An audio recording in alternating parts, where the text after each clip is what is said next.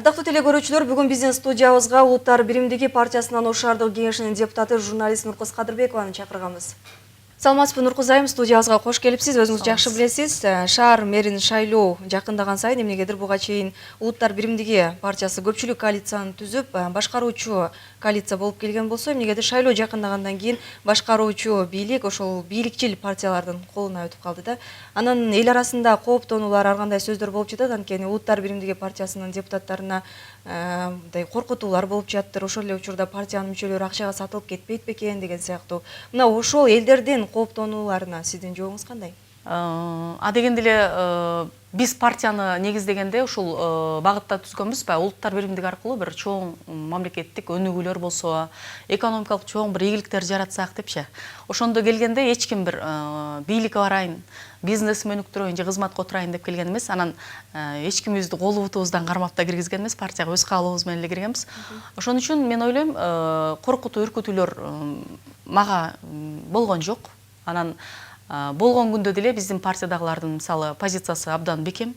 Анткени мунун далили катары жакында эле өзүңүздөр көрдүңүздөр, биз өзүбүздүн лидерибизди мэрлик постко кандидатурасы сунуштаганда 22 тең ушундай бир жүрөктү жалындаткан сөздөрдү айтты да. Анан биздин лидерибиз деле эгерде силерге ооруп алып аткан болсо, мен силерди түшүнөйүн, ошол тууган бойдон калайын десе, бардыгы жок. Биз сиз менен калабыз деп айтты. Бул демек партиянын позициясы, Улуттар биримдиги партиясынын ынтымагы бекем экендигинен кабар берет. Ал эми элдин өкүлү катары бул эч ким үчүн сыр эмес. Улуттар биримдиги партиясын шаардык кеңешке шайлаганда бир 50% кандидатура болсо, 50% Мелис Жошбаев үчүн добуш берген.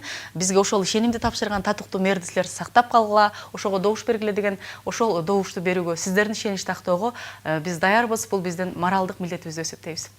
Мен экинчи суроом, ушул 7 декабрь күнү элдер сиздердин лидериңиздерди элдик лидер кылып алып барып мэрликке шайлайбыз дегенде, бирок Мелис Мырзахматов мыйзамдуу түрдө барып шайлоого катыша тургандыгын айтты. Ал эми ошол Улуттар биримдиги партиясынын негиздөөчүсү Мелис Мырзахматовдун позициясына сиздин саясий бааңыз кандай?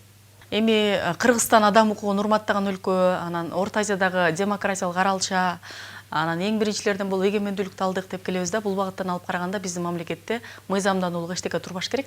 Мыйзамдуулук жол менен барам деген колдойм.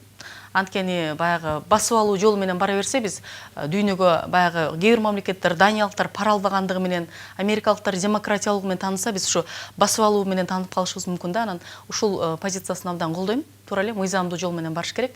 Мыйзамдуу жол менен баягы элдин өкүлү экендигин, мыйзамдуу жол менен мэр боло ала тургандыгын, мыйзамдуу жол менен ошол жолго келсе боло тургандыгын далилдөөгө аракет кылгандыгын мен колдойм. Чоң рахмат студиябызга келип кызыктырган суроолорубузга жооп бергендигиңиз үчүн.